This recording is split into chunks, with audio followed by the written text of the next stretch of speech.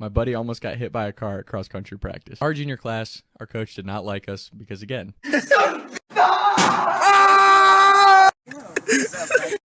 we didn't exactly take the sport that serious. It doesn't mean we didn't try, but we just didn't put our lives on the line for cross-country. And not that that's a bad thing if you do, but for us, that was not the vibe.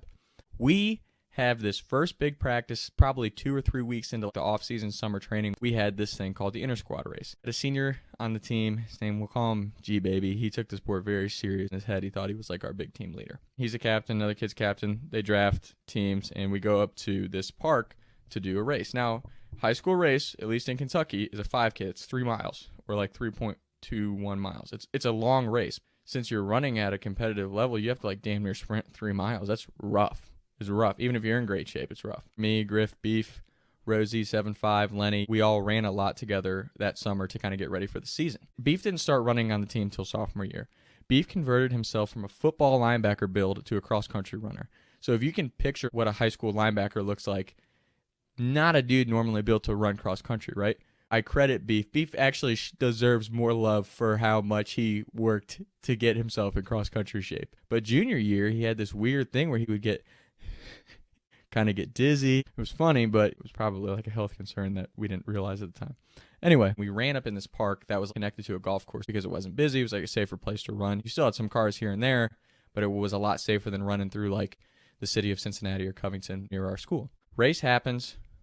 We are coming back. We get done. I come in, Griff comes in, 7'5" comes in, Rosie comes in. No matter how far apart or how slow somebody was, you wait and you clap them in, right? And Beef usually finished near the top middle half of the team. Well, there's guys that are a lot slower than Beef that are beating him, and we're like, where the fuck is Beef? What's going on? We're about to start jogging back and see if he fell or if he hurt himself. Well, where we finished this race was down at this public parking lot that was always pretty empty next to this golf course clubhouse, and you came down this big hill. Not a lot of cars, and we're waiting. Finally, around the curve at the top of the hill, you see Beef. But he's not running like a person would normally be running. He looks like a wet noodle, just like running with his head down, swaying back and forth. We're like, what is going on? We're like, come on, Beef. Come on, you got to sprint. Because our coach timed us. You know, it was basically like your preseason trial to see where you, like, what kind of shape you were in. So he's like, oh, we're back and forth. And we're like, come on, Beef. Like, you can finish. You can finish. And you hear him, like, screaming things, okay? And we're like, what the fuck is going on with Beef? As we're watching this whole thing take place with Beef, down the hill, a car comes around the corner, is going up the hill. So obviously, like, when there's a car and you're running, which we had done for the last, 2 or 3 years at this point, you get out of the way. You either go to the left or right or the sidewalk or wherever. The car's coming up the street, and Beef is in the middle of the road, and our coach is like, get out of the street, there's a car. And we're all screaming, get out of the way. Look out, look out. The car honks the horn. He barely gets out of the way. He's still like staggering and like out of control. Like no one knows what's going on. Coach is like, Beef, finish strong. And he's like, shut the fuck up. He finishes the race. He comes crashing in, falls in the grass, and he's down, just laying there. We run over, we're checking on him. Holy shit, dude, are you okay? He can't talk. We're picking him up on our shoulder, like, putting his arm around our shoulders, and he's like, I need water. And our senior G-Baby's like, there's water over in the parking lot. So Beef staggers over into the parking lot. It's an empty parking lot. There's no water. There was no water there the whole time. And he's like, what is it? I thought you said there was water. We're like, dude, there's no water. So this whole thing happens, and our coach just completely disregards it like it didn't happen. The man literally almost got hit by a car, clearly is not functioning normally, and fell down in the grass, laying on the side of the road like he's dead, like he's freaking roadkill, and nobody even reacted to it. So me and my buddy's like, holy shit, are you okay? He's like, I don't know, man, like I'm not feeling good.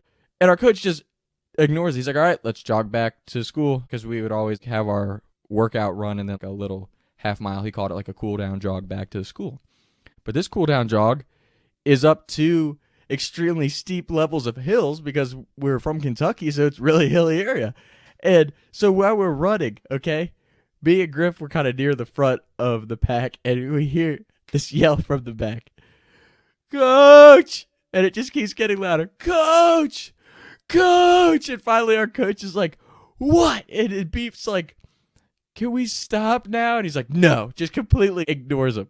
I don't know if our coach thought that like he was joking or he just didn't care or he was out of shape. Like, I don't really know what our coach thought. But the man literally almost died at practice, and it was completely disregarded. Later at practice, he kind of reprimanded us for our behavior. We're like, "What do you, our behavior? Like, Beef almost died today. Why are we being talked to about our behavior? Like, I know we're jackasses, but Beef almost died today." So that was maybe the funniest, but yet, what the fuck just happened story of our cross-country careers. Oh my gosh, I don't think I've ever laughed that hard. I don't think I've ever laughed that hard in my life. Beef, thank you for that. I do want to take a quick moment to say thank you to everyone who has recently subscribed or followed on any platform. It's pretty awesome. I really love telling stories, and it's pretty cool to see people actually start to enjoy them and, you know, follow me. So especially to the people who have been following me since day one, I really appreciate it. It's pretty awesome. So thank you all, and we'll be back soon. Talk to the time. I was riding around town thinking to myself, is it gonna get